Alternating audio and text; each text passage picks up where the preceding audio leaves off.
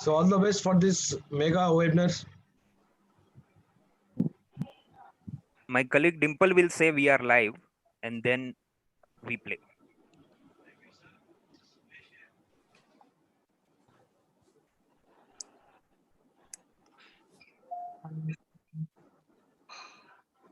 We are live now.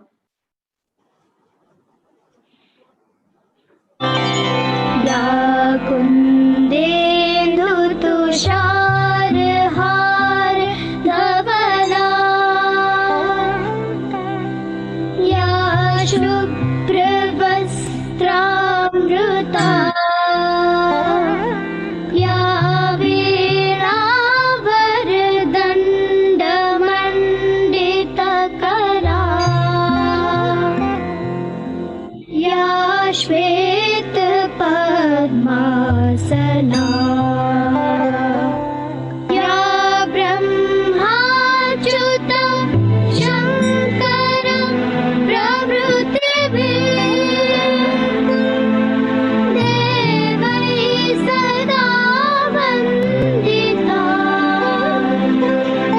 सा मां पातु Saraswati Bhagwati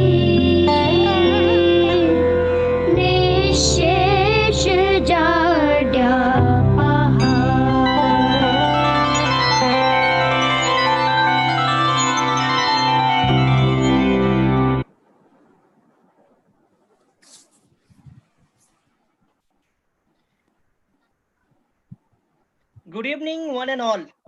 At the outset, I would like to take this opportunity to thank the entire medical fraternity who has been consistently trying to save human lives from this deadly pandemic. I would like to thank all you for accepting our invitation to join us over here, and I'm sure that your august presence and active participation during today's webinar will further augment the success of this meet. Doctor, you have always garnered trust and warmth upon us, and as we seek the same in future as well, especially during this period of uncertainty. With that, let me welcome today our moderator, expert panelist, and speaker. Let me welcome our moderator. He is none other than Dr. Professor Anjanlal Datta, Clinical Director, Cardiology Department, PLS Hospital, Calcutta. Welcome, sir. Thank you. Our today's speaker, Dr. Professor Ranjan Kumar Sharma, Professor and Head of Department Cardiology, NRS Medical College, Kolkata. Welcome, sir. Our today's expert panelist, Dr. Professor Devashish Majhi, is renowned endocrinologist, Professor and Head Department of Medicine, Vivekananda Institute of Medical Science, Calcutta. Welcome, sir. Okay, thank you. Our next expert panelist is Dr. Professor Abhijit Tarafdar, renowned nephrologist, Chief Academic and Research, Senior Consultant, Department of Nephrology, Apollo Hospital, Calcutta. Welcome, sir.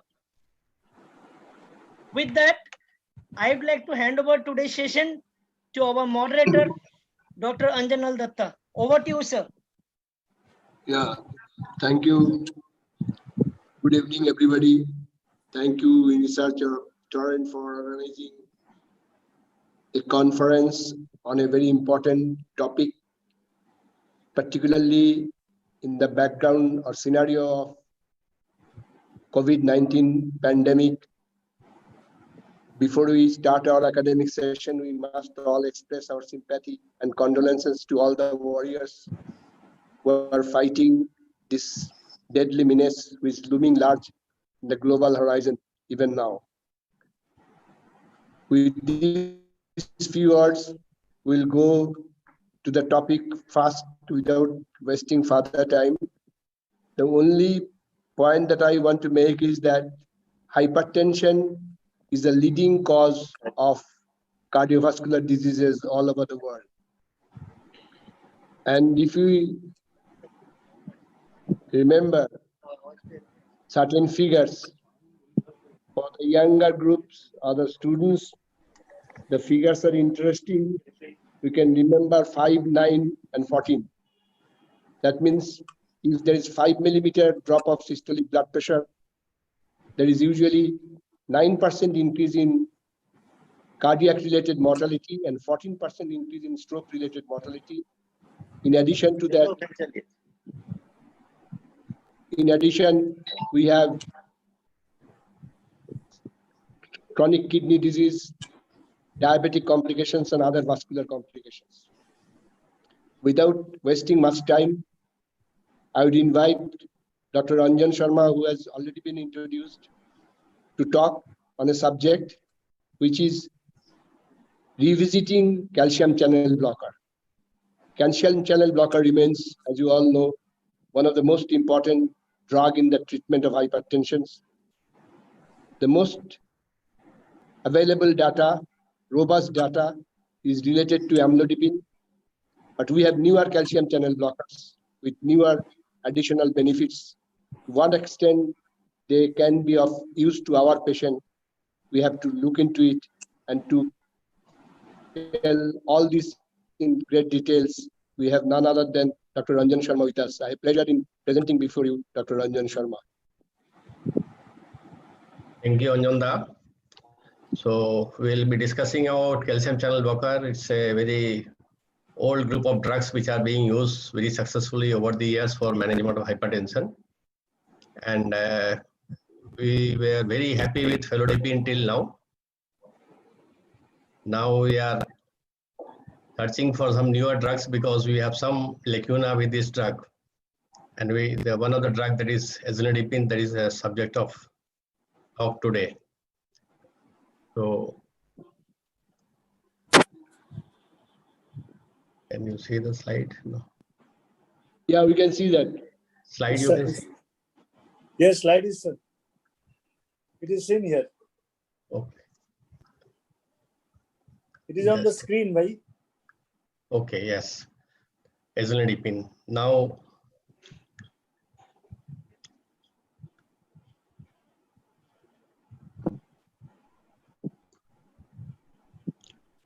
so I'll be talking about this mainly about hypertension, introduction, some epidemiology data, pharmacological management options for hypertension, and some of the lacuna of calcium channel blocker about whatever we have been using. And then this newer drug, we'll discuss about its mechanism of action, pharmacokinetics, what is the dose, what are the common side effects of this drug, and what are the clinical evidences that are very important for us. And then we'll sum up. So hypertension, as you all know, is more than 140/90 in adults. And we know that the blood pressure is higher than, say, 115 by systolic blood pressure is 115. It is normal. If there is an increase of 10 millimeter, the risk of cardiovascular disease or stroke risk or kidney disease increases. Although 115 to 125 doesn't make it hypertension. So even a normal blood pressure, high normal blood pressure, remains a high risk of cardiovascular diseases and risk. কি হলো? না এটা তো lecture চলছে, lecture খালি ইয়েতে দেখা যাবে। আমারটা হয়ে গেছে, মানে ইন্ট্রোডাকশন Yes. হয়ে গেছে। এটা কি হচ্ছে? Hypertension is a lifestyle disorder and it is a major risk factor for stroke, myocarditis, vascular disease, and chronic kidney disease. We know that the prevalence of hypertension is quite high. In adults, it is roughly 26% of the adult population of the world is suffering from hypertension, and it is going to increase to 29% by 2025. If you look at the Indian prevalence, it is roughly 30%. So 1 in 3 in Indian adults are suffering from hypertension. And it is more in urban areas, it's roughly 33% and 25% in rural area. So the problem is not only the prevalence of hypertension is more in India. The problem is only 1/10 of rural hypertensive patients and 1/5 of urban hypertensive patients have their blood pressure under control. So might be they are on treatment, but the blood pressure is not getting control in majority of the patients who have hypertension in India. And it's a principal driver of cardiovascular disease in India. Almost 1 in 3 Indian adults are suffering from hypertension. There is a very low awareness of hypertension. Number of patients getting treatment for hypertension is low. And if they are getting treatment, the control of hypertension is again very low. And pre-hypertension, although this is not now a definite entity. By American guidelines, we call it a stage 1 hypertension. And this forms the backbone. The majority of the patients have very mild hypertension. And just because the prevalence is very high, they contribute to the maximum number of strokes, heart attacks, heart failures, peripheral vascular disease, and others. So the mild hypertension has to be treated and has to be picked up early. And we Indians are suffering from coronary heart disease at very young age, whatever is the geographical distribution of our population. The blood pressure between 130 to 140 or 80 to 90 in Indian patients, they cause substantial burden of cardiovascular complications, stroke and premature deaths that I have already discussed. So what are the systems that are involved? Mainly because of the hypertension is because of increased sympathetic tone. There is increase in the cardiac output. There is endothelial dysfunction leading to peripheral vascular disease and coronary artery disease and cerebrovascular disease. And activation of RAS leading to sodium retention, water retention, and increased renin secretion. And that is the pathophysiology of hypertension. And if it is not controlled, we are going to see higher number of strokes, visual loss, retinopathy, heart failure, heart attacks, kidney disease, sexual dysfunction, and it's a silent killer. So these all complications, they come suddenly, and the blood pressure generally do not cause any symptom. That is the problem. Most of the patients of hypertension will not have any symptom, and some of the symptoms that are attributed to hypertension are actually patient come after you diagnose the patient as hypertensive. Before that, the patient is not aware of those symptoms. Once hypertension is detected and told to the patient that he's suffering from hypertension, they will come with the symptoms of dizziness or headache or something like that. And therefore, the patient will not come with hypertension, and they will come only with complications. That is the problem of hypertension. So why do you treat? If you do not treat hypertension, the number of patients developing congestive heart failure and LVH is high. Coronary disease, morbidity, mortality due to hypertension is high, peripheral disease, renal disease. And if you control blood pressure, reduce blood pressure only by 10/5 millimeter from the baseline of the patient, you will have a reduction of heart failure by roughly 50%. You will have reduction of stroke by roughly 42%. Reduction of morbidity, mortality by the tune of 20 to 25%. Significant decrease of peripheral vascular disease, a significant decrease in renal dysfunction, and some amount of protection from coronary artery disease. So a small reduction of blood pressure goes in a long way in reduction of all these complications of hypertension. So what are the drugs? So this is a very old slide. We have been using all these drugs for many, many years, like diuretic, beta blocker, calcium blockers, ACE inhibitor, ARBs, and some other drugs which are less commonly used. Although now the beta blockers are not preferred drug as a first-line drug, unless there is a compelling indication. Most of the patients, or majority of us, will require calcium channel blocker as one of the antihypertensive drug for control of blood pressure.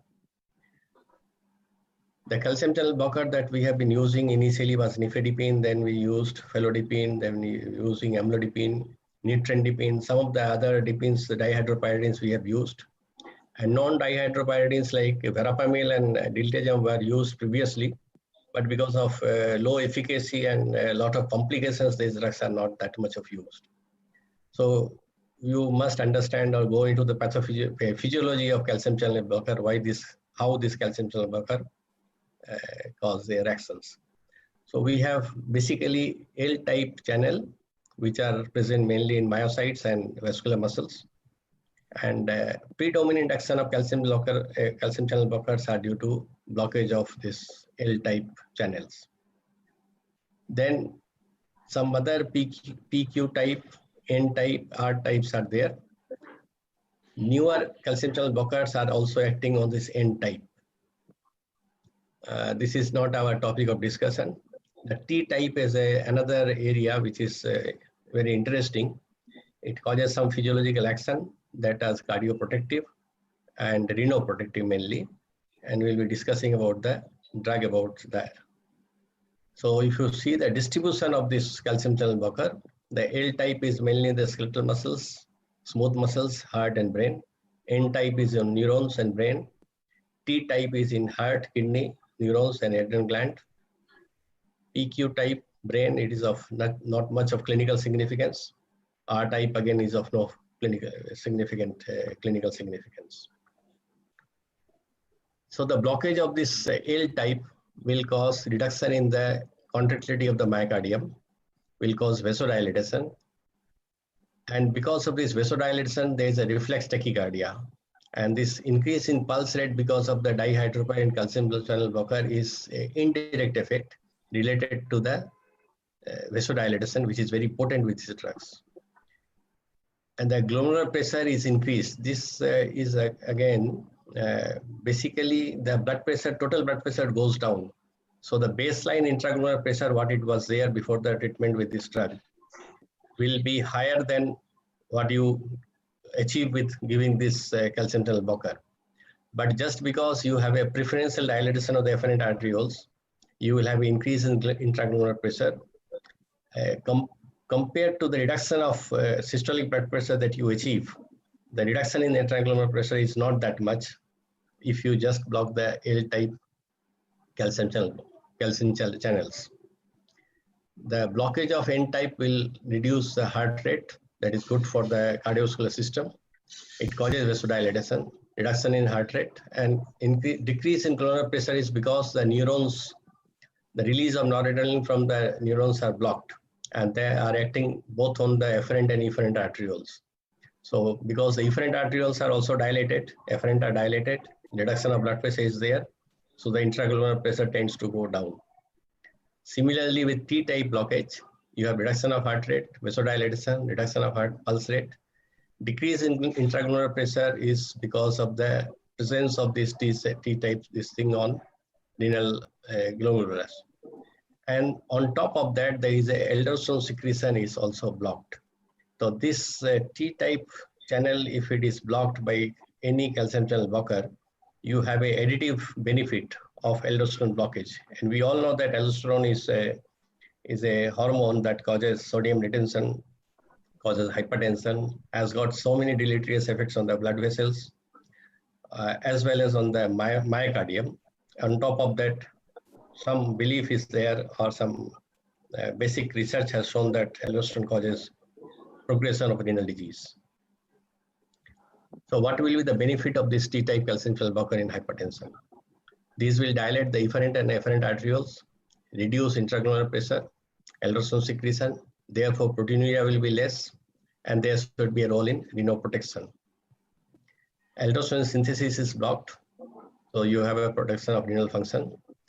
And one of the problems of ACE inhibitor ARB, which we have been using a lot for control of hypertension in young patients, it causes aldosterone escape also. So if you start therapy with ARB or ACE inhibitor to a person of hypertension mild, over the time you will find that the blood pressure control is no longer there. That might be because of this aldosterone escape.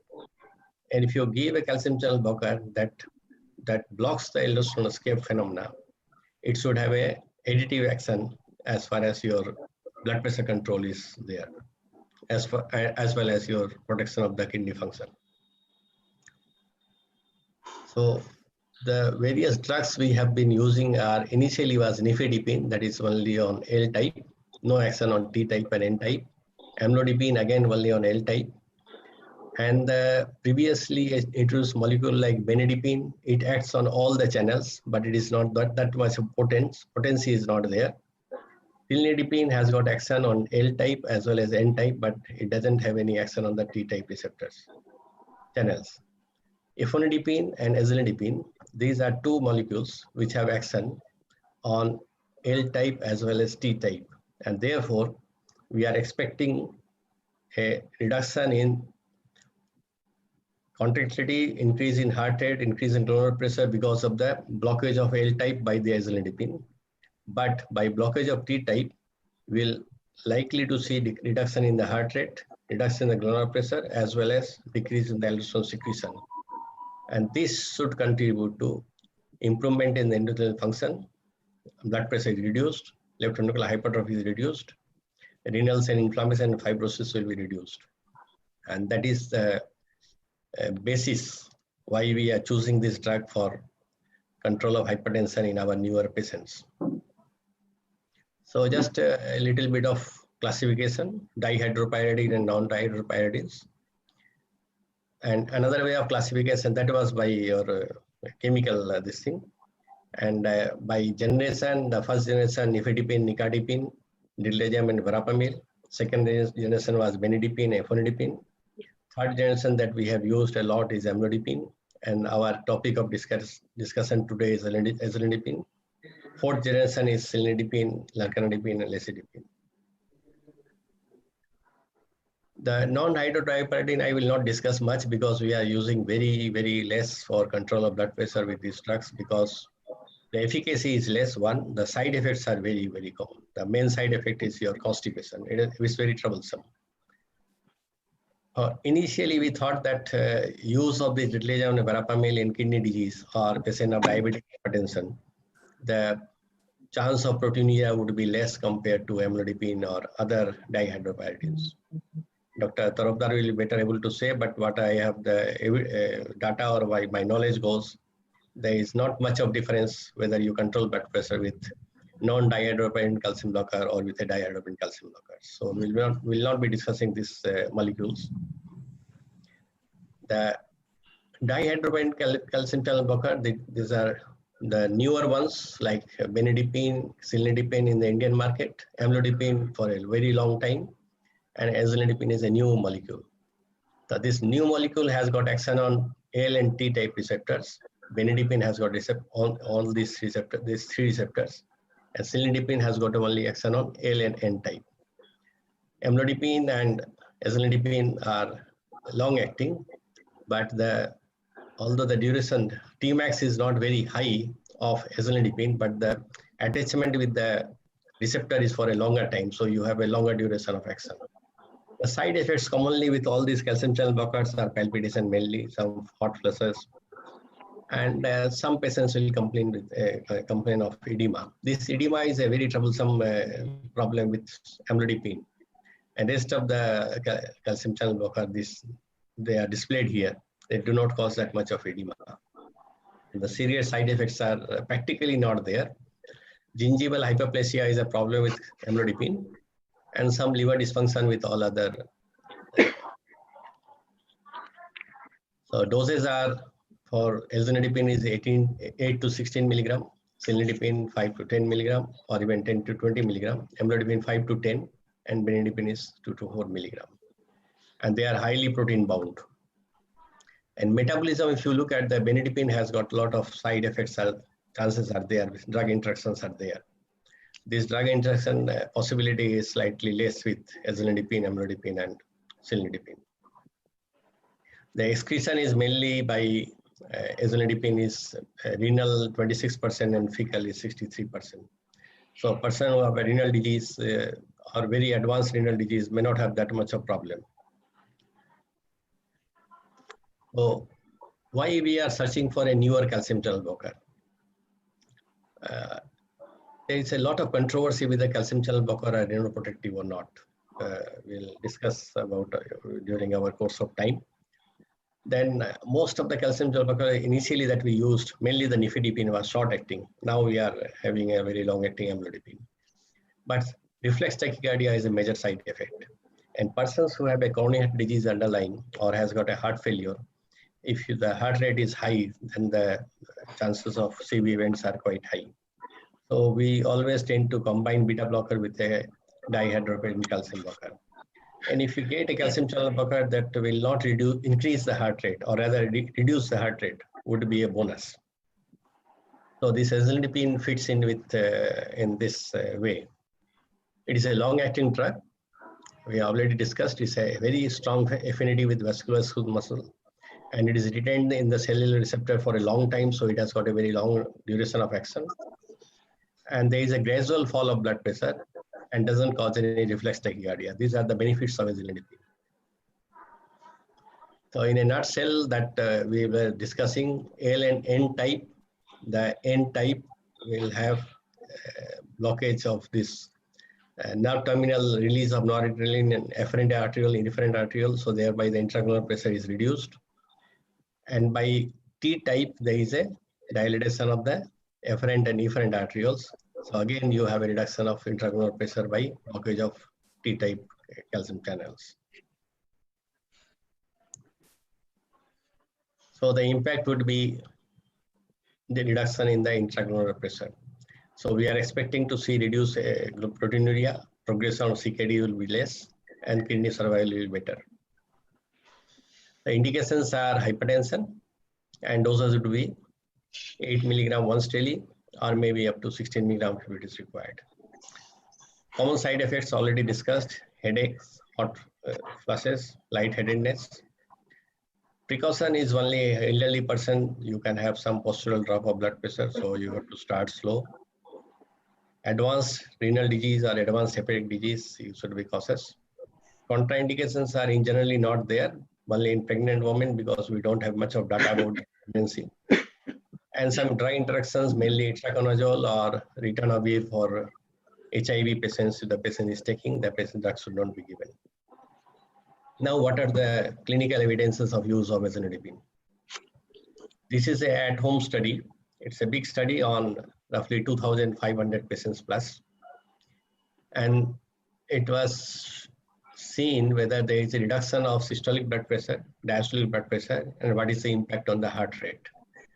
And if you look at the morning pressure and evening pressure, systolic blood pressure in the morning time and in the evening time, the reduction of blood pressure was substantial. Similarly, diastolic blood pressure during the morning time as well as evening time was substantially reduced.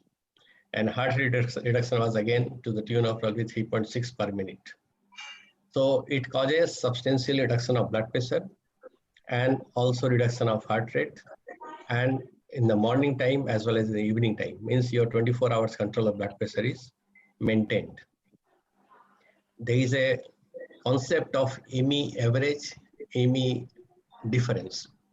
ME average means morning and evening systolic blood pressure, the mean of this.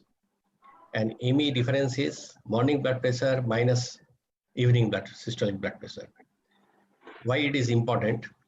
A person of, say, blood pressure less than 135 is a normotensive. If the difference of morning and evening blood pressure is less than 15, patient is having normal blood pressure. But some person can have a, say, blood pressure in the morning is 130, in the evening it is 110. So both are normal, both times is normal systolic blood pressure. But the difference in the morning and evening is high.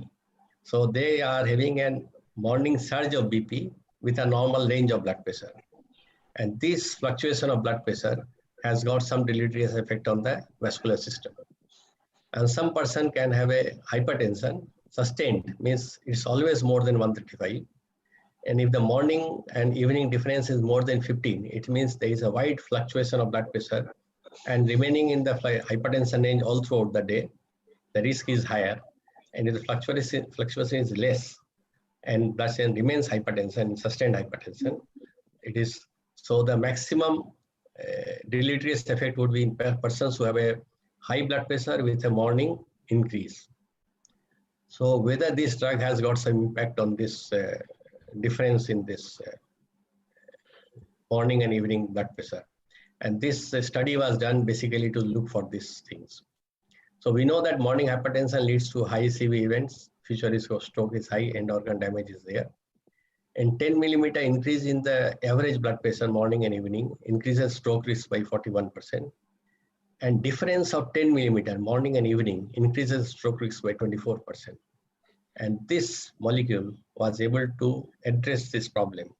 A significant number of patients reduce their blood pressure systolic in the morning as well as in the evening.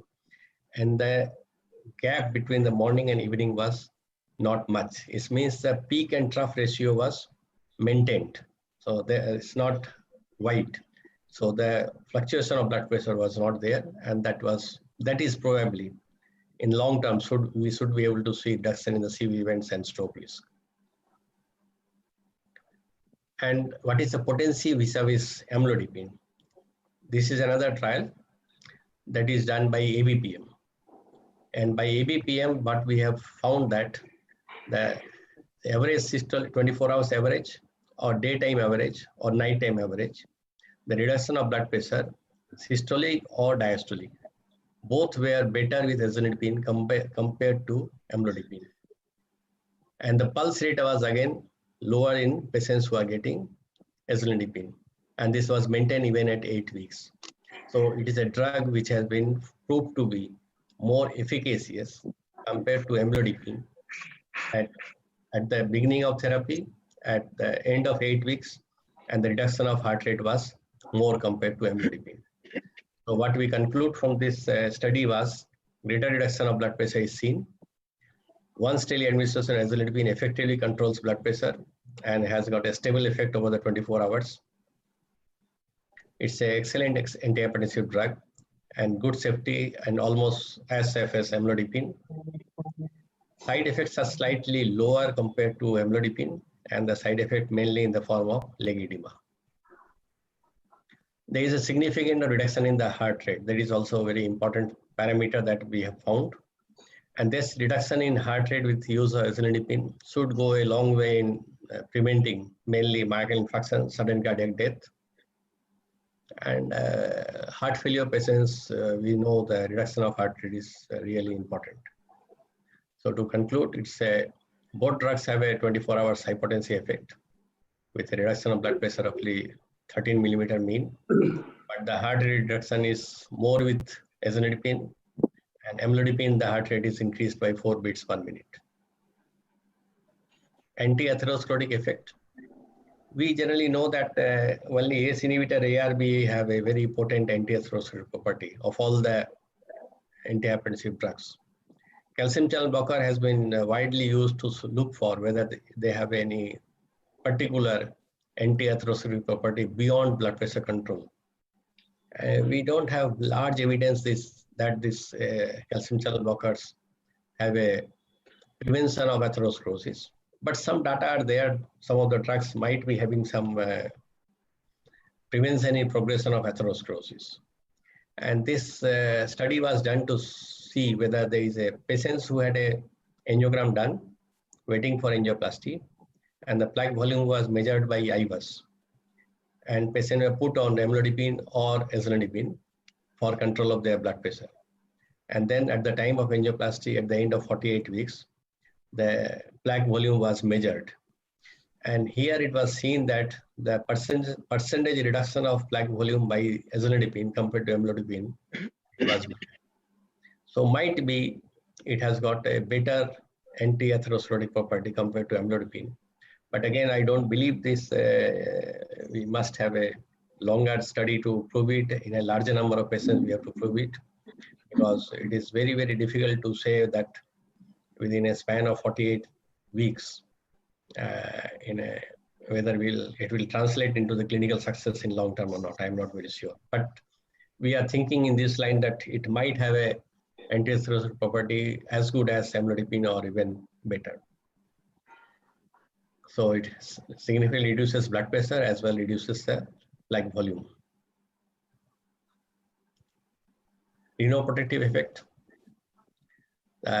Progression of renal dysfunction, either you have to look for the GFR or you look for the other parameters, mainly the proteinuria. It's a function of glomerulus is assessed by this.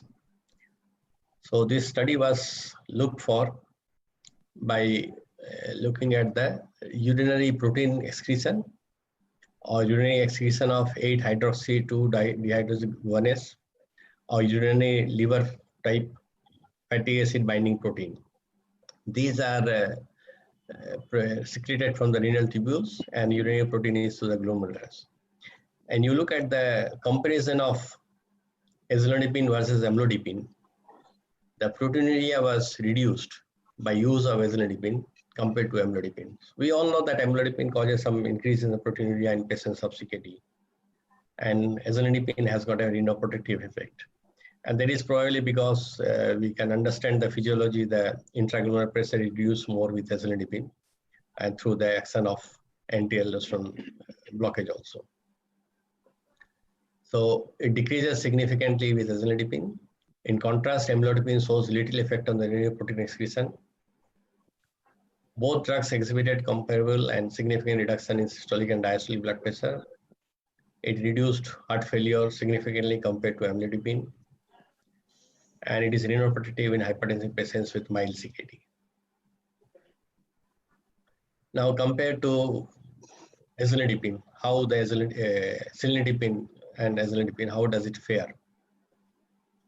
In patients of hypertension and heart failure with preserved ejection fraction, this study was done.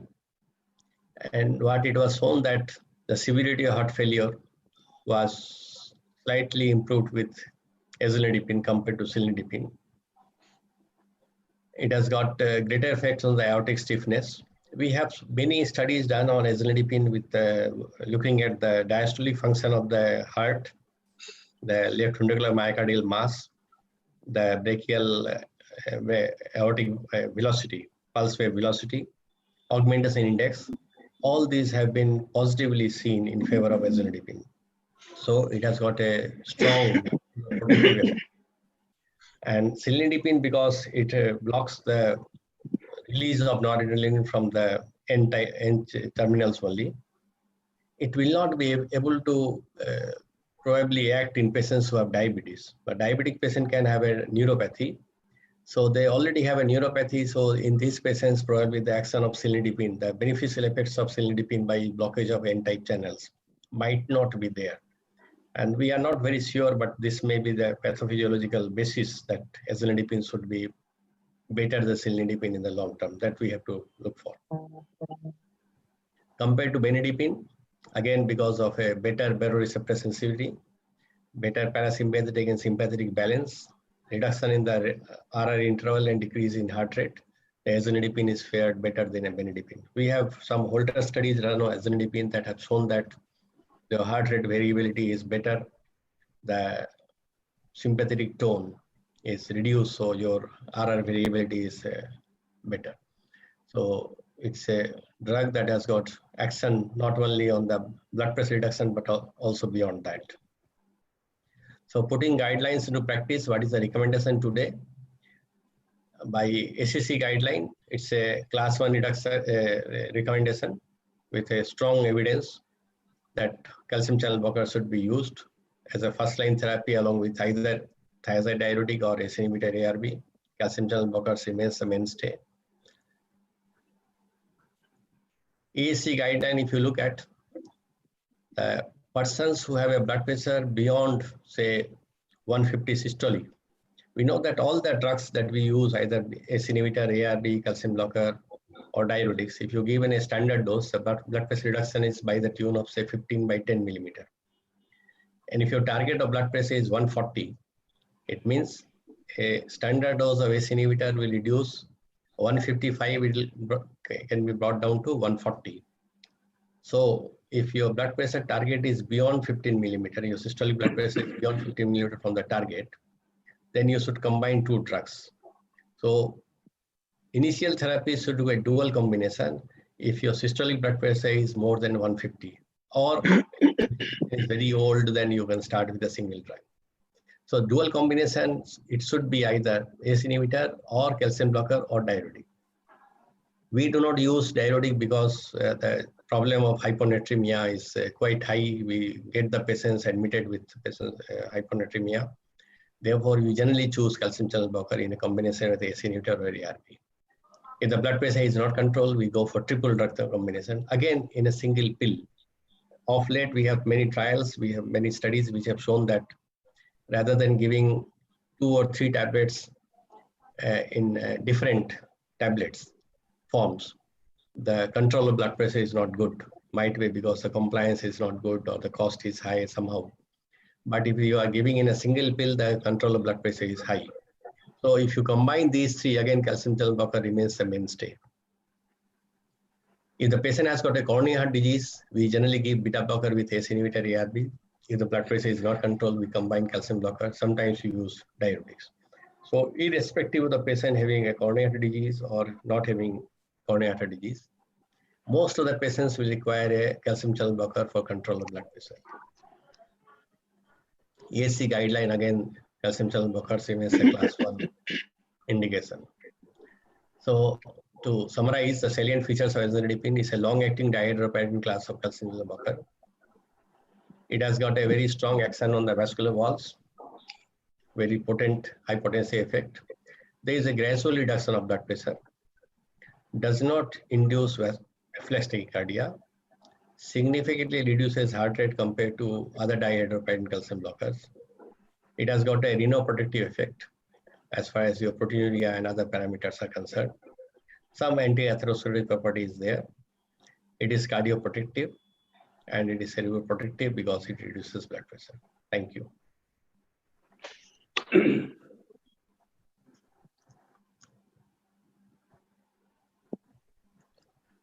Thank you, Ranjan, for your excellent deliberations, giving in details insights about the mechanism, outcome, and whatever data we have in regard to the use of azendipine, the various cardiovascular spectrum. I would now request Dr. Debashish Majhi to highlight the issue to what extent azendipine is more beneficial in diabetic hypertensive patients compared to other calcium channel blocker use. Good evening, everybody. Now, before answering the question, I just want to highlight one thing. Professor Sharma has mentioned in that flow chart, if you remember, that if you require 3 or 4 drugs or so-called resistant hypertension, if you add spironolactone, then the blood pressure is controlled. Actually, there is a very interesting thing in this matter, and that is, and it has been twice seen by the American Endocrine Society, one about 15 years back, another 5 years back. They did epidemiological studies in population, and they found that 10% of essential hypertension do have primary aldosteronism. This is very interesting.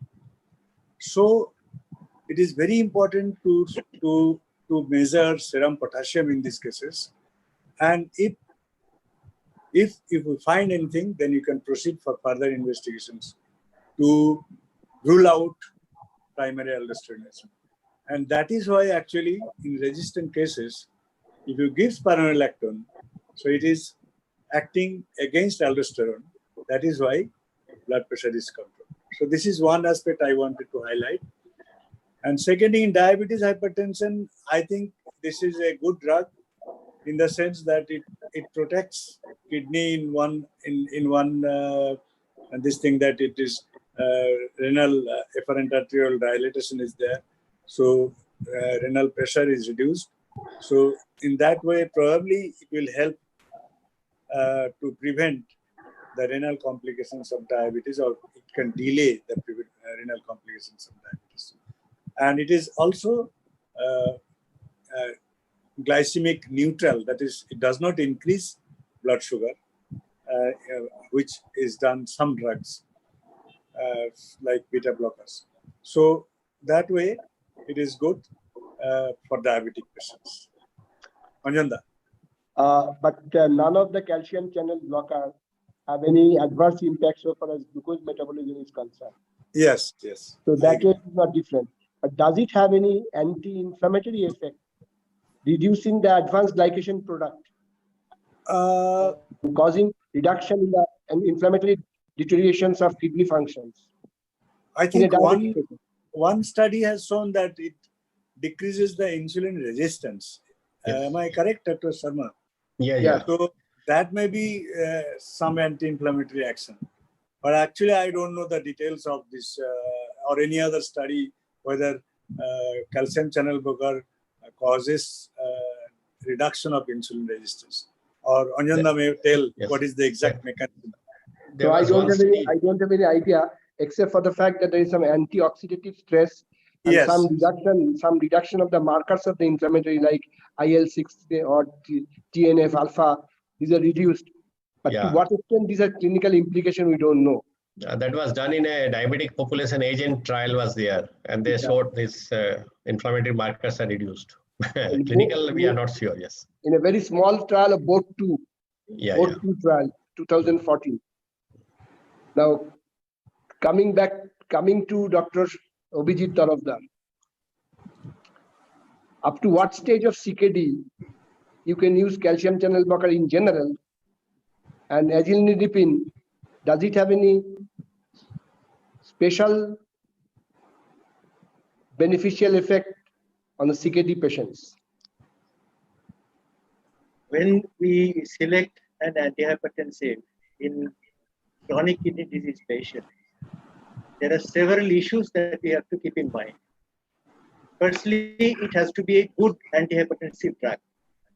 We know that most of the patients of chronic kidney disease, they have very high blood pressure, refractory blood pressure, refractory hypertension, and may require 3-4 antihypertensive drugs. So firstly, it should be a good antihypertensive agent. That is one. Second, the blood pressure control should be around the clock. As it has been shown that in CKD patients, there is a tendency to have a rise of blood pressure at night that is called risers.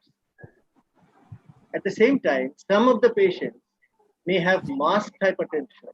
It is thought that one of the mechanisms could be sympathomediated rise of blood pressure while the patient is at 1. So any antihypertensive that we choose in chronic kidney disease patients should also be effective round the clock and should control masked hypertension. This is second. Third, renoprotection. As it has been highlighted that any antihypertensive, in addition to control blood pressure, also will tend to retard the progression of chronic kidney disease.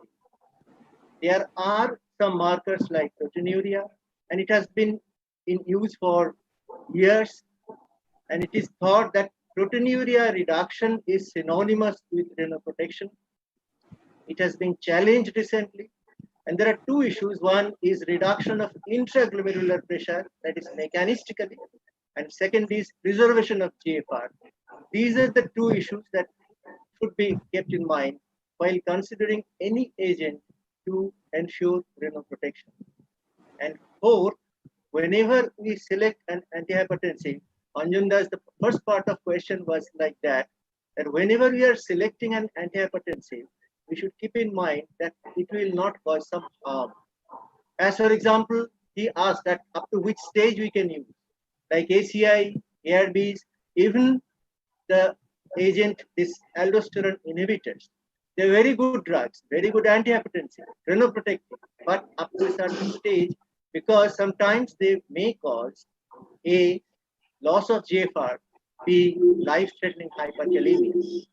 That is the reason we are in search of antihypertensive agents, which will not only cause renal protection, but even in advanced renal failure, they will have anti-aldosterone effect, will cause renal protection, but at the same time will not cause hyperkalemia, which is so very common, so much dreaded in advanced renal failure. So suppose the patient has got advanced renal failure and we are treating, even in the context, well, we wish to give some agent like RAS blockers, which are renoprotective theoretically, or we are thinking of giving aldosterone inhibitors, which are not only renoprotective because it not only causes control of blood pressure in refractory hypertension, but it also reduces renal fibrosis. So anti-aldosterone drugs or aldosterone receptor antagonists are very good drugs, but they may develop life-threatening hyperkalemia. So if we have some calcium channel blocker, which causes blood pressure control, at the same time, it is renoprotective, which can be given even in advanced renal failure, but at the same time, it does not cause hyperkalemia, life-threatening hyperkalemia. So we should definitely like that group of agents, including calcium channel blockers. So in that context, we have to consider azilnidipine, because azilnidipine, it has some anti-aldosterone effect. So it will cause treatment, it is beneficial in the treatment of refractory hypertension, and at the same time, it will not develop hyperkalemia even in advanced renal failure. There are some catches while using azilnidipine. It has been shown that because as Dr. Ranjan Sharma was showing, that in patients, sometimes anti-sympathetic is a very important issue. And when you compare cilnidipine with azilnidipine, both are very close mechanisms. As for example, cilnidipine, as we have shown, that cilnidipine has a blocking effect on norepinephrine release from sympathetic terminal. So it is an anti-sympathetic drug. But the problem he has already aptly highlighted that with advancing renal failure, particularly in diabetic nephropathy, because of concomitant diabetic neuropathy, in advanced diabetic kidney disease, sometimes cilnidipine loses its effect. So that is the situation where azilnidipine may be of effect. It is proposed that azilnidipine has anti-sympathetic effect as well, but not at the peripheral level. It acts at the rostral level in the lateral medullary area where it has antioxidant effect, and that indirectly causes anti-sympathetic effect. So possibly this anti-sympathetic effect, which blocks the afferent input from the kidney in advanced renal failure, may be also of help while using azilnidipine. The last issue is renoprotection. When we consider renoprotection, to a nephrologist, renoprotection is synonymous with GFR preservation. There is very few head-to-head studies with various calcium channel blockers. What I know, there is only one study where 5 calcium channel blockers, starting from amlodipine to azilnidipine to cilnidipine. So there are 5 calcium channel blockers were studied head-to-head, and then it was a 1-year follow-up study. In that, it was found GFR preservation. All the patients were diabetic nephropathy. At 1 year, change in GFR, there is no change in these 5 group of calcium channel blockers. So there is only 1 year follow-up study. It's a short study. So we cannot conclude from this study, but that is the only study that I know. And the last thing that I want to mention is regarding the question that Dr. Datta has asked, Anjanda has asked Dr. Debashish Mathi, regarding whether there is any role of advanced glycation end products. It is thought that in CKD progression, even in non-diabetic CKDs, there is a role of AGE and the receptor of AGE. So if there is an agent which tends to block this AGE or receptor of AGE, that will be of help. And there is a proposal, though the studies are very small and few and far between, which has shown that possibly some of the calcium channel blockers may be of some help in this context while treating this renal fibrogenesis and progression of chronic kidney disease associated with AGE and RAGE. Anjanda. Thank you, Abhijit, for your interesting input and detailed discussion on the issue. The question that I was going to ask Debashish, you have raised that issue, very interesting issue. When we talk in terms of diabetes and nephropathy, and we talk in terms of using cilnidipine, and one of the mechanisms, as Abhijit highlighted and Ranjan already mentioned, interestingly, is the N-channel blockers, which works through the peripheral sympathetic nervous system. But if there is a diabetic neuropathy, it is in all likelihood not going to work properly as it does in patient who does not have any diabetic neuropathy. So that particular efficacy of cilnidipine, like reducing the heart rate or having effect on as a sympathetic blocker, is lost. So to a certain extent, the benefit is lost. Theoretically, it sounds quite interesting and academic. From your practical point of view, Abhijit and Debashish also, I'm asking the same question also, Ranjan, because I find all my nephrologist colleagues, cilnidipine to them is a very important kidney-friendly drug. So to what extent this theoretical possibility has any clinical or practical implications? Anjanda, keep your device little away because your face is not seen. Yes. Yeah. Regarding this neuropathy and autonomic neuropathy, actually, if you consider the 3 complications, microvascular complications of diabetes, that is retinopathy, and nephropathy and neuropathy, I think we are very much frustrated with the third complication, that is the neuropathy. Whether it is systemic neuropathy or whether it is autonomic neuropathy, practically we don't have any drug for this neuropathy. So we are really very helpless in this situation. But as you said, that this drug theoretically has got some effect on heart rate, some effect on sympathetic nervous system. So these are, I think these are all theoretical. When you see clinically patients and we try to apply these things, very little effect we get as far as neuropathy is concerned.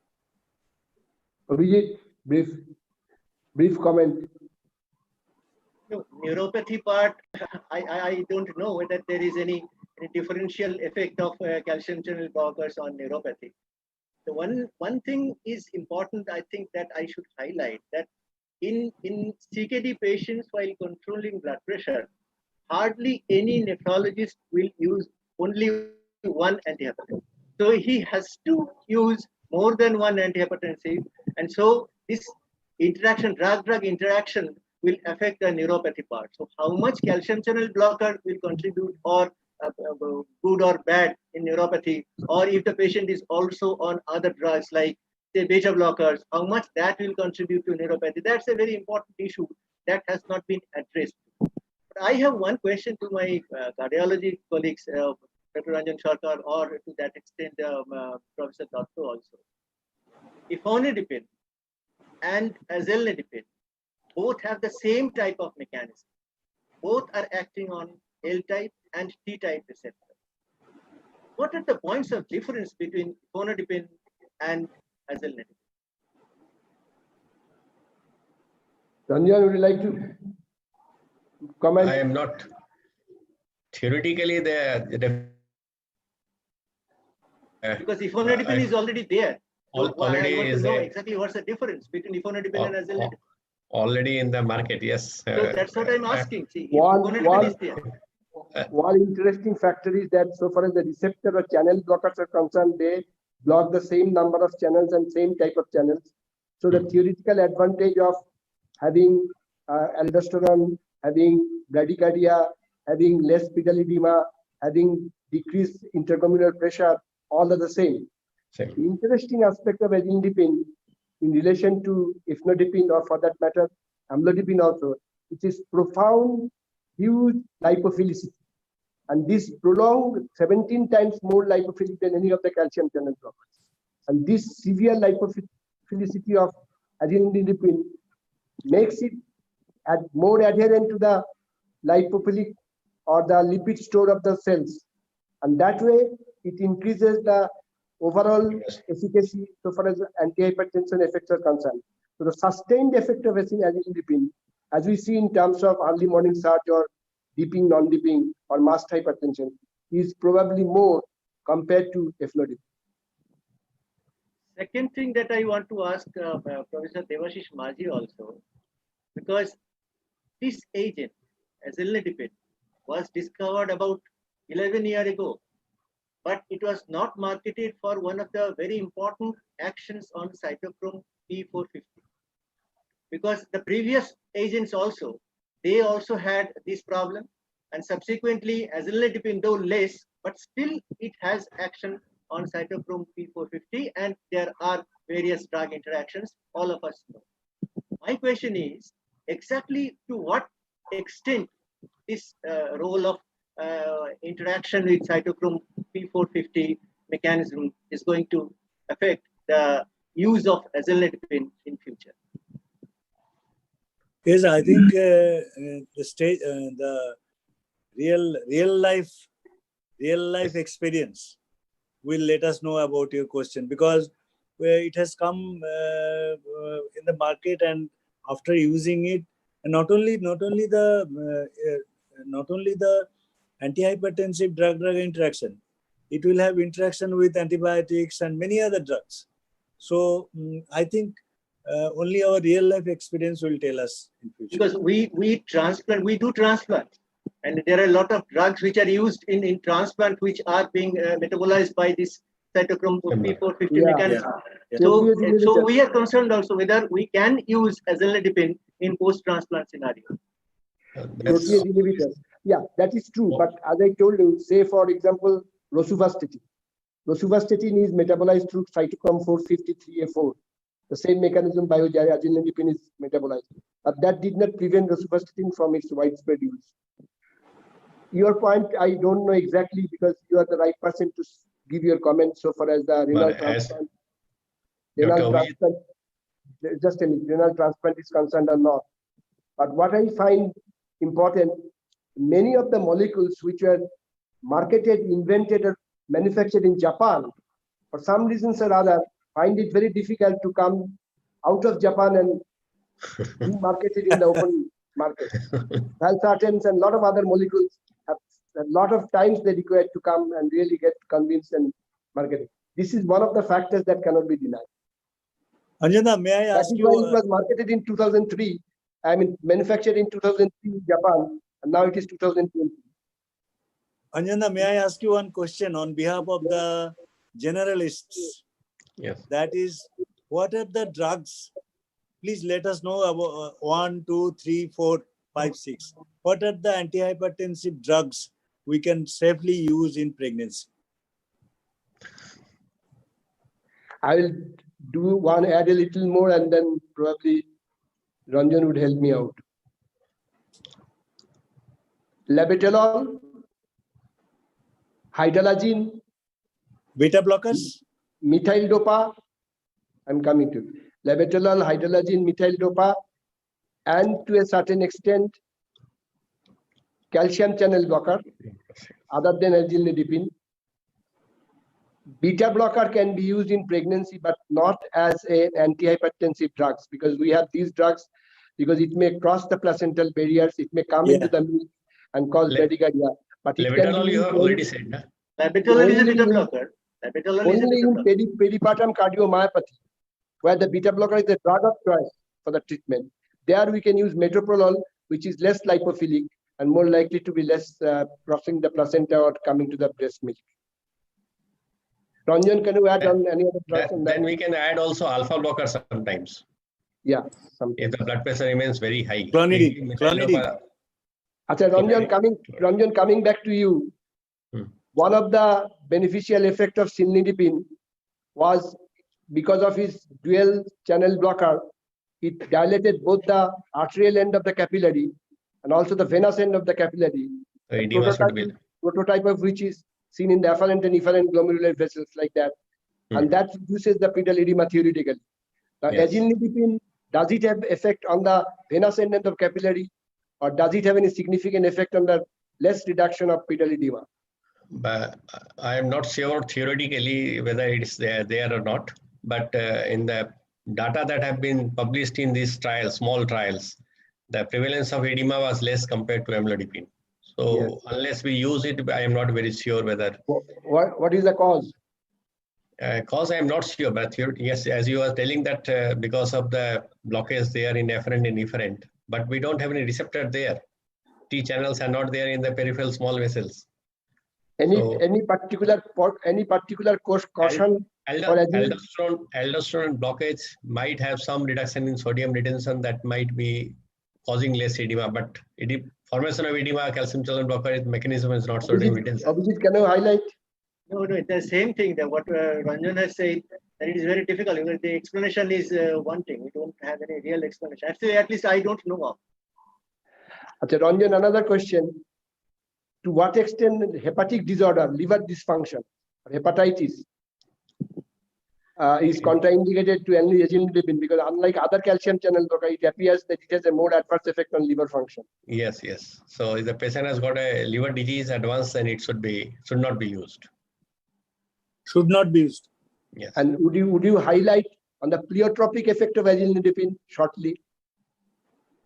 Pleiotropic, maybe because of aldosterone blockage, will get some additional benefits. I am not sure. We have antioxidative property that is proven in some of the trials. So a strong antioxidative property and anti-aldosterone action. These may provide some pleiotropic effect. And also plasma and antigen inhibitor, PI effect. Yeah, that is also there. Plasminogen inhibitor and angiotensin inhibitor. And most of the trials, the investigators have highlighted its effect of anti-inflammation and antioxidative as an additional factor, reducing marked left ventricular hypertrophy compared to other antihypertensives.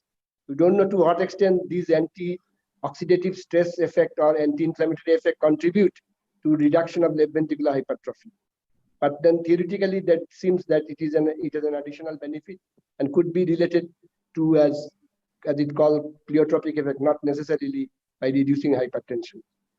Do you have any question from the chat box? One question to Abhijit. Yes. Just I want to have your opinion about amlodipine versus cilnidipine. Many of times I say that see that the patients on amlodipine are switched over to cilnidipine by nephrologist, and once they come to us, the blood pressure is high. Is it that efficacy of cilnidipine is not that good compared to amlodipine? What is your clinical experience? Blood pressure reduction. Amlodipine is a stronger antihypertensive compared to cilnidipine. But in spite of that, Amlodipine 5 milligram is equivalent to 20 milligram of cilnidipine. But If there not are more. other issues. Yeah. Firstly, yes, amlodipine can cause edema more compared. It is not the cilnidipine does not cause, but cilnidipine causes less edema. So it is a subjective feeling. Suppose you are treating a patient with amlodipine, and the patient has chronic kidney disease and he develops edema, invariably you will face the question that is it because my kidney function is deteriorating? That's why that's the reason why I'm having this edema. So from a practical point of view, if you can control blood pressure with cilnidipine, then it is better to switch over to cilnidipine because edema will be less. This is one. Second, theoretically, I've already said amlodipine dilates afferent arteriole and it has practically no effect on efferent arteriole. It increases intraglomerular pressure, it increases proteinuria. But cilnidipine, theoretically, mechanistically, it dilates efferent arteriole also. So there will be reduction of intraglomerular pressure and reduction of proteinuria. But I already said there is only one study which has shown that in spite of all those theoretical mechanisms, at 1 year, there is no significant difference in GFR preservation. So we still don't know the real answer. But as of now, nephrologists prefer because of these two reasons, edema is less. And second, proteinuria is supposed to be less with cilnidipine compared to amlodipine. Yeah, Abhijit, in relation to these comments, you nephrologists try to use cilnidipine more frequently because of the theoretical advantage over amlodipine. But at the same time, you make it a point to see to it that the blood pressure is adequately reduced. And as you rightly pointed out, the cilnidipine is a weaker antihypertensive compared to amlodipine. And if there is blood pressure is not adequately reduced, then we have to switch on probably to the amlodipine, leaving aside the theoretical benefit of cilnidipine. Now, do you think that the cilnidipine is also a weak antihypertensive compared to amlodipine, or it is stronger than cilnidipine, and you don't have to face the problem that you are having with cilnidipine? Only theoretical advantage, no practical benefit so far as blood pressure reduction concerned. Cilnidipine is slightly different in that way, that it has more theoretical and practical better outcome. I don't have any experience. I have started with cilnidipine maybe hardly 5 or 10 patients. So until unless I give cilnidipine in more patients and I have an experience for at least 1 to 2 years, I can't give the right answer. yeah. What I would suggest is these pharmaceutical companies, they can try to generate some data on this. How much exactly is the blood pressure control? Because we don't have any Indian data. At least observational studies should be there. Observational studies should be there. Yes. I think so. Stage 4. Multicentric observation study. Stage 4. Any questions in the chat box? Yes, sir. Good evening, sir. So I will take the questions one by one, sir. So the first question is asked by Dr. Adi from Mysore. He has asked a question, sir. Patient who are on beta blockers, when we are prescribing cilnidipine, is it necessary to down titrate beta blockers? Ranjan. No, the reduction of heart rate is not that high that you have to think about your dosing of beta blocker reduction, unless patient has got a very low normal heart rate. Most of the times you need not think about reduction of dose of beta blocker just because your heart rate can be reduced little bit by cilnidipine. Fine, sir.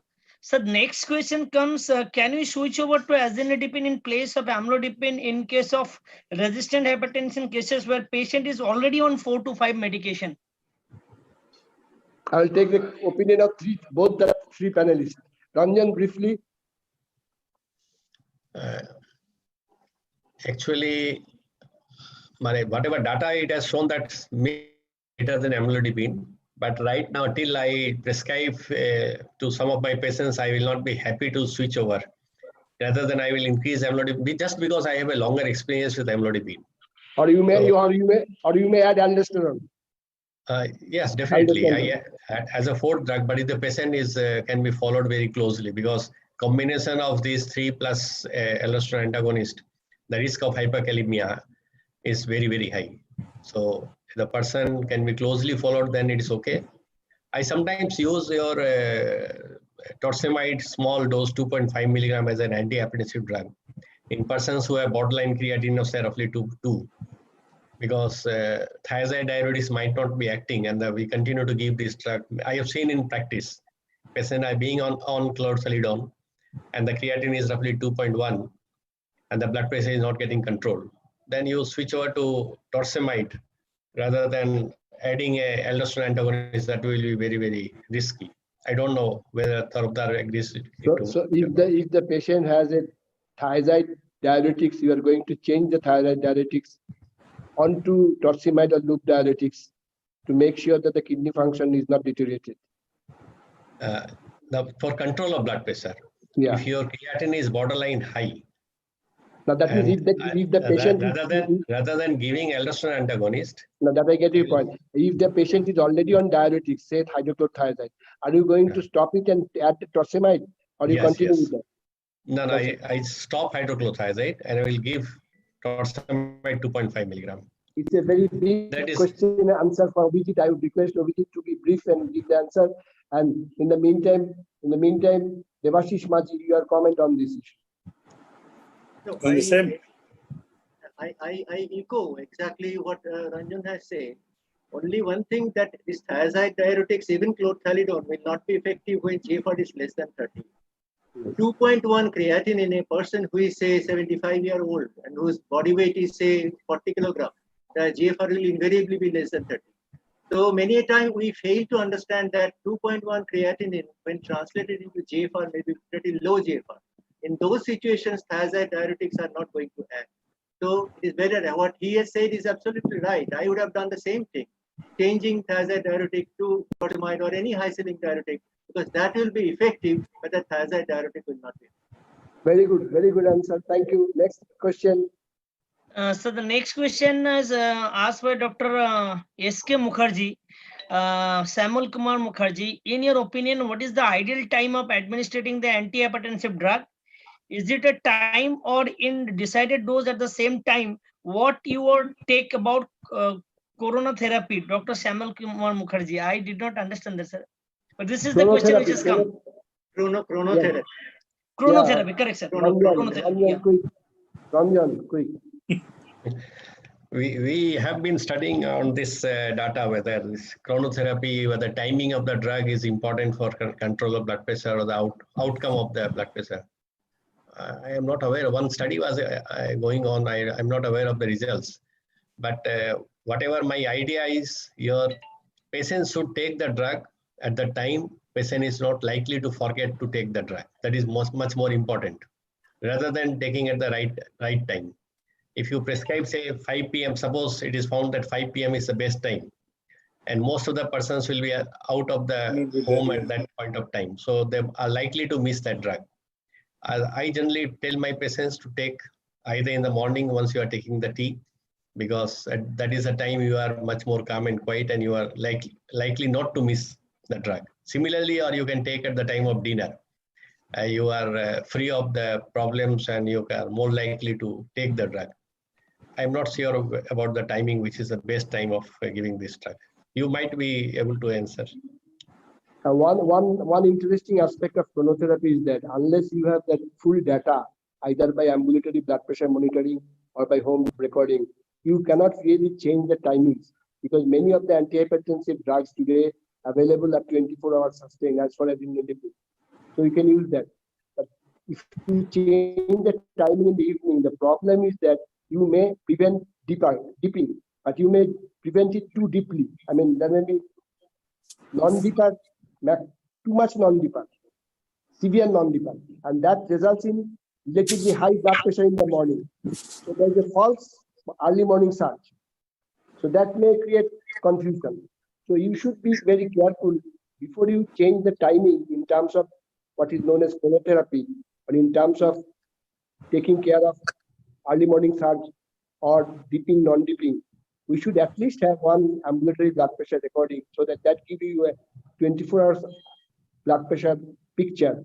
And in that way, you can calculate or choose your medications. Fine, sir. Thank you, sir. Now, next question is in hypertension with AF, normal LV function patient, how to proceed for azilnadipine? Your comment, sir. Ranjan. Atrial fibrillation per se should not have any problem with the use of any of the calcium channel blocker. Only thing is, if your blood pressure is heart rate is not controlled, then you have to add a beta blocker. We generally give either diltiazem or verapamil for control of heart rate if the LV function is good, if the patient is hypertensive, and you just want to give single drug for managing both atrial fibrillation and hypertension. Azilnadipine, just because it can reduce heart rate by say 4 per minute, will not have much of impact on patients of atrial fibrillation. Atrial fibrillation patients generally have a heart rate say maybe 120, 110. You have to bring it to 90. So you are not supposed to get it by azilnadipine use. So you have to give a beta blocker along with. So just because patient has got atrial fibrillation with hypertension doesn't make a sense that you will choose this drug. Next question. So next question is, can azilnadipine be used in hypertensive with heart failure patient? Again, Ranjan, briefly. Heart failure, generally the drug of choice remains beta blocker, ACE inhibitor or ARB, or maybe ARNI, aldosterone antagonist. If the blood pressure is not controlled, then we have to bring in calcium channel blocker. Only one trial has been done which has been found to be neutral, was with amlodipine. So if I have to choose amlodipine, you have to choose a calcium channel blocker for control of hypertension in patients of systolic heart failure. Only one drug that I will choose is amlodipine, because that is the only calcium channel blocker which is found to be neutral. Use of diltiazem, verapamil are contraindicated. We have studied nifedipine in heart failure, systolic heart. Azilnadipine. We don't have any data about this, because unless we have data, I just cannot prescribe. Okay, fine. Next slide, please. So next question is azilnadipine used in metabolic disorder. Your comment. Devashish. So far, whatever Dr. Sharma has told in his talk, it is metabolically neutral, I would say.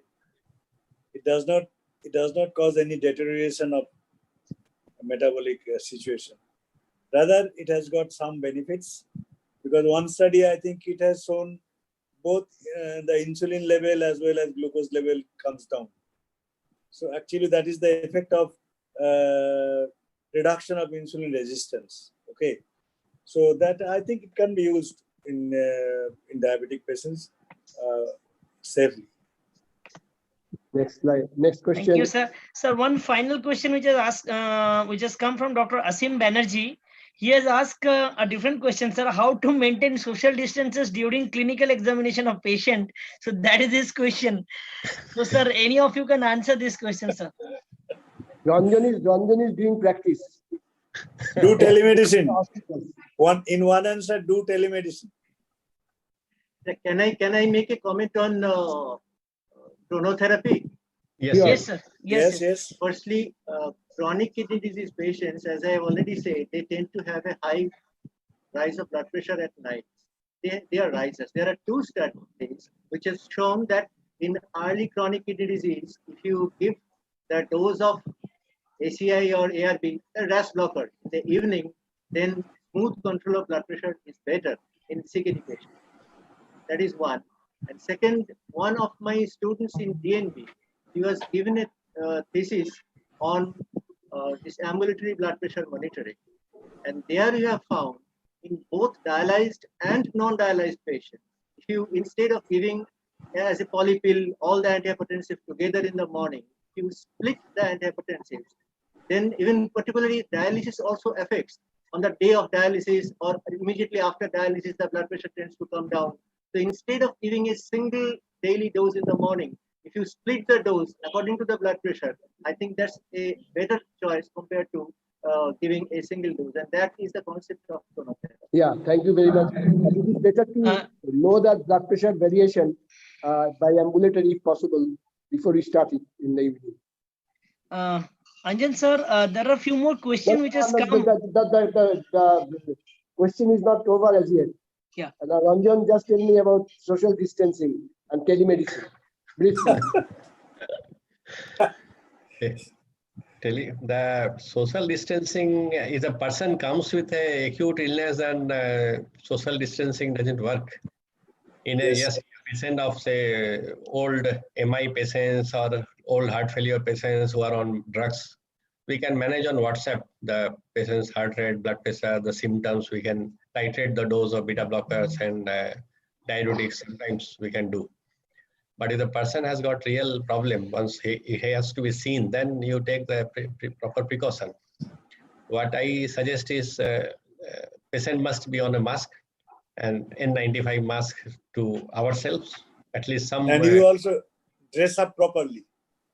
I give an Get example. the PPE and mask and cap and everything. And then Ranjan, a very interesting data. In many of the government hospitals and private hospitals, we have a number of staffs getting COVID infected, sisters, technicians, health workers, but very few from the COVID ward. As for example, in PLS hospital, some 20 to 25 sisters and technicians are COVID positive, but they are from non-COVID ward. In the COVID ward, the entire team is so prepared that there is not yet, as of now, a single COVID positive in the staff, even though they are seeing the patient doing intubations, ventilation, all these things. So that speaks volumes about the importance of preparing or keeping yourself protected properly. If you can do it, because if you get infected unknowingly, when you are casual, you are not sure whether these patients have COVID or not. And you take it for granted they are not the COVID patients, and you become a little casual. And that is the problem. So if you go to the hospital, whatever be the ward, you should keep yourself prepared properly and keep your patients prepared properly. And of course, telemedicine will continue. Next. Sir, next question has come from Dr. Avijit Chaudhary from Jharkhand. He has asked, which is more important, the blood pressure control or the type of antihypertensive in a patient with no end organ damage? I will take the opinion of three of the panelists. This is the question we have been discussing on for years together. The magnitude of blood pressure reduction is more important, or the medicine they use is more important? Ranjan, briefly. Definitely, magnitude of blood pressure is most important. But we have some data like ASCOT study and accomplished study. And there we have seen that beta blockers and diuretics are not a good choice. So barring some examples, its magnitude is much more important, and preferably with calcium blocker and ARBs or AS inhibitors. Beta blockers has been downgraded. Diuretics, again, I believe it should be very either your indapamide or chlorthalidone should be better than other diuretics. Or we can add 2 points together, that calcium channel blocker is preferred because of 2 factors. One is the central aortic pressure is better reduced, and the blood pressure variability is better taken care of by calcium channel blocker in general compared to other antihypertensives. So that is the way why calcium channel blocker should be the preferred drug or should be preferred combinations. Debashish. What is the question? Whether the reduction of blood pressure, amount of adequate reduction is more important, or the drugs used in the reduction is more important? I think both are important. Yes. Dr. Sharma has rightly said. Both are important. Abhijit? Definitely, I completely agree with what Ranjan has said. First of all, we have to control blood pressure. And subsequently, we have to think of whether there is some additional benefit, as for example, renal protection or something. but we cannot go away from the basic conundrum of control of blood. That's good. That is very important. We had a lot of debates on these issues earlier days. Ananda, just one point here. In UKPDS, I think all of us know about UKPDS. Yes. They have shown Beta in blocker. diabetic patients, whatever antihypertensive is used, reduction of blood pressure was most important in bringing down the mortality. That is exactly what we are talking about. That is what we And have been talking. For And years reduction of together, we blood have been pressure with talking beta about it. blocker. And they Yeah, use anti- atenolol, and that's Yes, the first generation beta blocker. Yes. Next question. Yes, sir. Next question is to Dr. Tarabdar, which is directly asked by Dr. Samal Kishore Mukherjee. Achha, What is the cut? how many questions you are left with? Sir, four questions. Okay, Dr. Okay. Tarabdar. Yeah, Dr. Samal Kishore Mukherjee from Calcutta has asked to Dr. Tarabdar, what is the cutoff EGFR of this molecule? To Dr. Tarabdar. Azilnidipine. Which molecule? Azilnidipine, sir. I mean, there is no study, but as it is a calcium channel blocker, you can give it even in advanced renal failure when the GFR is pretty low, maybe CKD5 or so. But once again, there is no definite hard data. Thank you, sir. Yeah, next question is asked by Dr. Kaushik Nag from Agartala. He has asked, can CCB be used in patient with isolated systolic hypertension with diastolic dysfunction? If yes, then which CCB is the best? And what is the dose? Ranjan. For diastolic blood pressure, diastolic hypertension, you said, na? The diastolic dysfunction. Diastolic dysfunction. Diastolic dysfunction and systolic hypertension. Yes, sir. Yes, isolated systolic hypertension, calcium channel blocker are the drug. Diuretic can be given, but I will prefer dihydropyridine calcium blocker for a isolated systolic hypertension. An improvement of diastolic dysfunction is basically by control of blood pressure. That will have a substantial effect on the diastolic function of the heart, first. Secondly, any drug that will have reduction in heart rate might have some benefits in presence of diastolic dysfunction and symptoms. So in that way, azilnidipine should be better. Or you can add beta blocker. We can add beta blocker for just reduction of heart rate. And we have some trials with azilnidipine that the E velocity and your E by E prime ratio has been improved with use of azilnidipine. But that is a very small study. I am not basically thinking about that. And lusitropic action is because of your calcium channel blocker, it has got a negative allosteric. So relaxation is better with all the calcium channel blocker. And of this, maximum study has been done with diltiazem and verapamil. So just because these drugs are poorly tolerated and constipation is a big problem, so we are not using just based on this.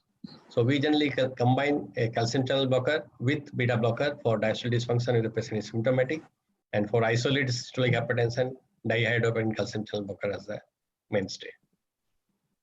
Thank you, sir. Next question. The next question is hyperkalemia contraindicated for azilnidipine or monitoring potassium? That is the question asked by Dr. Somi Ghosh from Calcutta.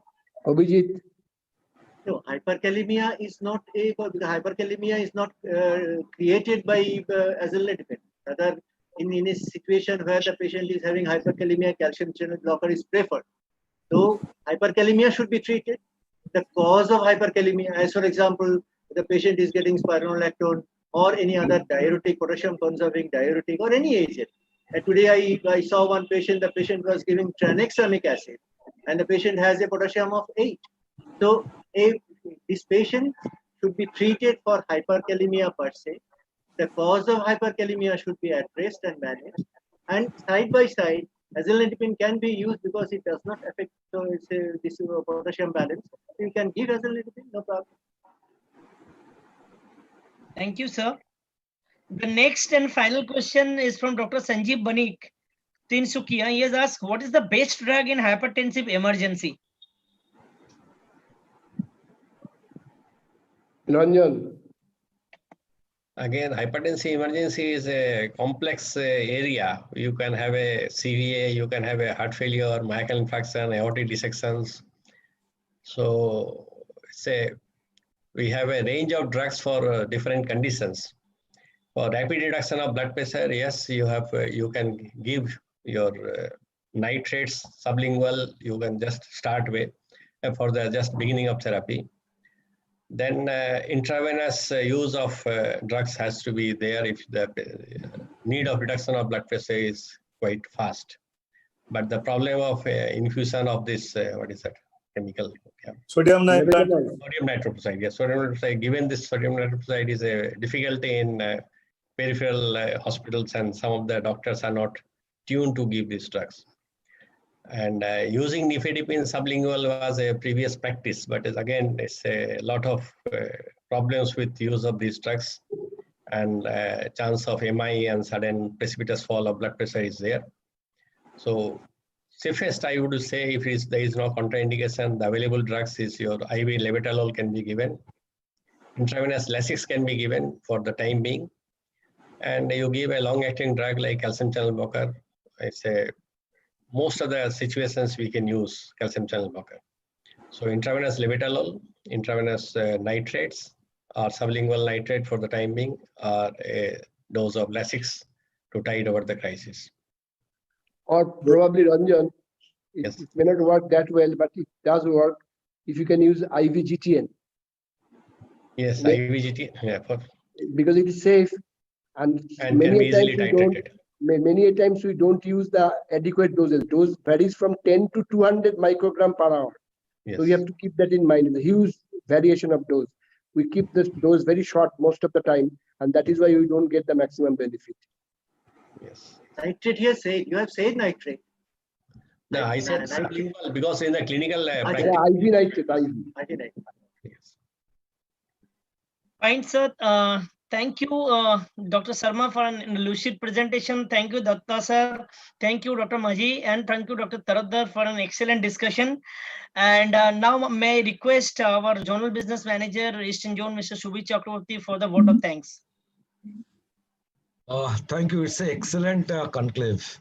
Really, on behalf of entire Torrent Pharma and my colleagues, myself, Shubhi Chakraborty, I take this opportunity to express our sincere gratitude to all the doctors present at the UNIA's webinars, named at CCB Revisited by the experts.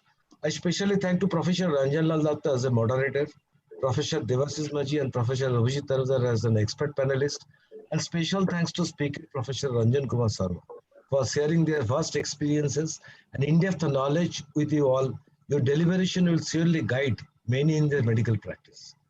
The august presence and participation of all of you has complemented the success of this UNIA's webinars.